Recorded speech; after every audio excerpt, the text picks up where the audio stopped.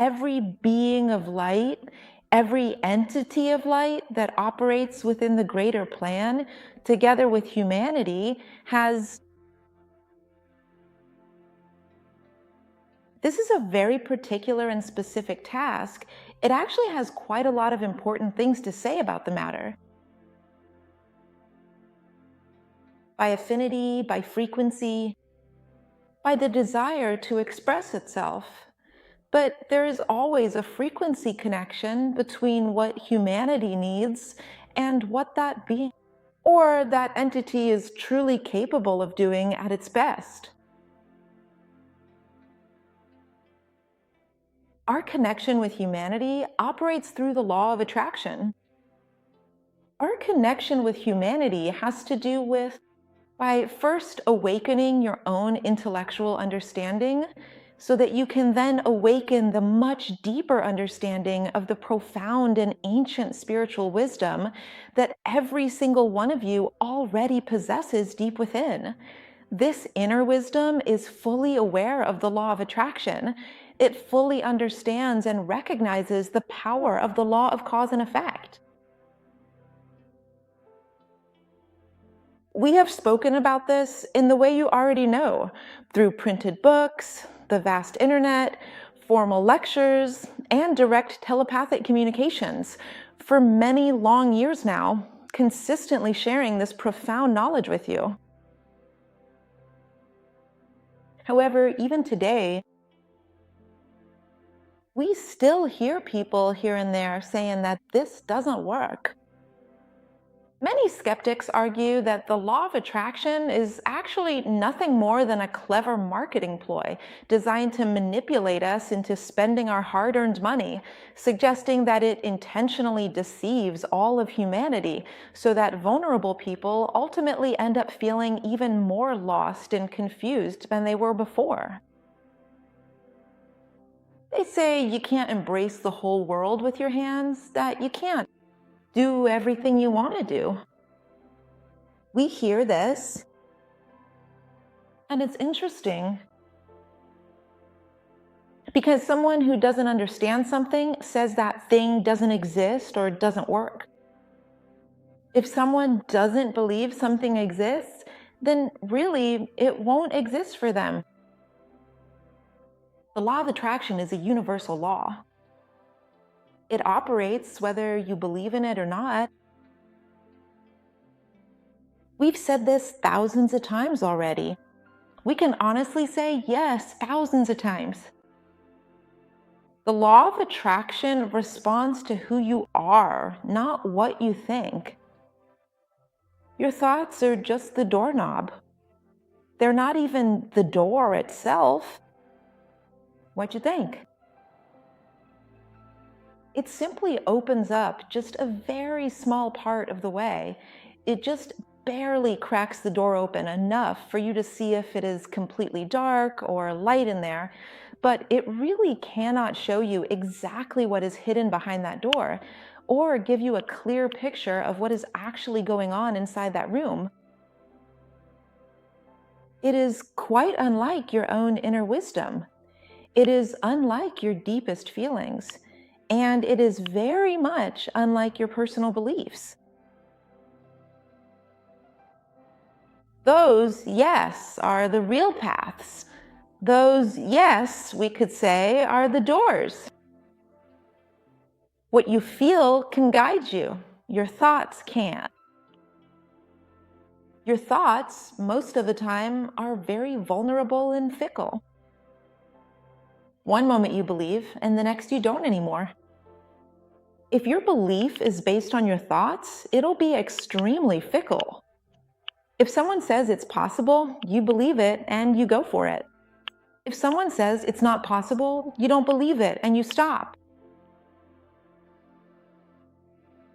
If your belief is based on your feelings, on your ancient wisdom, nothing, and no one can move you from there. People can say whatever they want, and you'll keep believing and moving toward what you want. It will be steady, it will be powerful. because you have something that no one can give you. You have something that no one can take from you, which is your certainty. Imagine that you're in love with someone. People can say whatever they want about that person. They can say, that guy, that girl, that guy did this, that girl did that. But your feelings for that person won't change. They don't change. They'll only change when you want them to change. Right up until the very second when you truly start to have those deep doubts. Until that exact moment you start doubting everything, you will likely stay completely in love with that special person. If you have this absolute level of unwavering certainty about your deepest inner desires, then you are truly an incredibly strong person. You're extremely strong and powerful. But as long as your desire is, this is hard, but I'll make it. One day, who knows, when it happens, then I'll be. You're keeping your desire at a mental level. And at the mental level, it is almost as if a roller coaster. Sometimes it's way up high and sometimes it's way down low. There's no consistency, and that leads to a longer path. Sometimes a path that never takes you where you want to go, where you keep walking and walking, but you never get there because there's no consistency. Sometimes you spend a lot of time just down below, not believing or only half believing. And at certain moments, you go way up and you feed the vortex with very little energy. You truly have the power to create a world, a completely new world around you. You have that ability. All your thoughts are valid. They are possible. They can materialize. All your thoughts. Everything you imagine can materialize, but only what you truly believe actually materializes in your life. There's a big difference there. That's why focus and intention are two things that sometimes go together and sometimes they don't. Sometimes things materialize that you don't even realize you believe in. And that's because they come from such a deep belief that it doesn't even spark a thought or an idea in you. You just feel it and it happens. These events can be of a high frequency. So, do you do things in your life that you enjoy? And you don't even know how you do it? But on the other hand, there can also be low frequency events that in the same way, you don't even know how you do them, but you're doing them. And you've been doing it for quite a while now.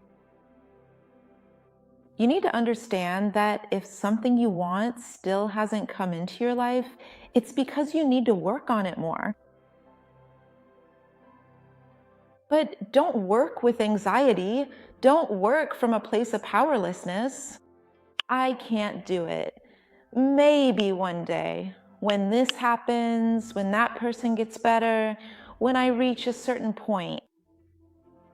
None of these things will lead you on a smooth path toward your desire, toward your goal. It makes the journey much more winding with a lot of sacrifice, sometimes emotional. It's about believing in magic. It's about believing that you have the power to create a world. When you truly believe that you have the power to create a world, you're working with your wisdom. But it can't just be in your head. It can't be, I believe I can manifest all my dreams. I believe I know. And then you make affirmations, you visualize, you write things down. I can conquer the whole world. I can do whatever I want. But then when you see your car scratched, when you see someone standing in line at the supermarket, when you see someone writing something or saying something you don't like, you automatically start thinking, yeah, but why does this happen in my life? Yeah, but why that? Yeah, but why that? Or something else? You're going against what you believe in. If your thoughts, when something new or unexpected happens, something that was outside your plans, it happens in your life. If your first thought is negative, you need to work on that because it doesn't just operate in this area, it's also affecting your desires. Your first thought should be, this is temporary. It's not like that. I can do something better. What's the solution? I know it exists. The more your first thought is positive, optimistic, full of certainty, full of conviction about any subject, you're going to be changing your mechanism to fully welcome your deepest desires, because they will finally stop being purely mental and instead become deeply emotional, warmly embracing their ancient wisdom and their profound inner wisdom. They will be completely different. You will no longer care so much about your desires. You will care about your journey with the path you take to reach your desire.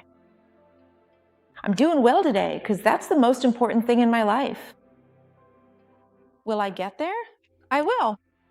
But today is the most important day.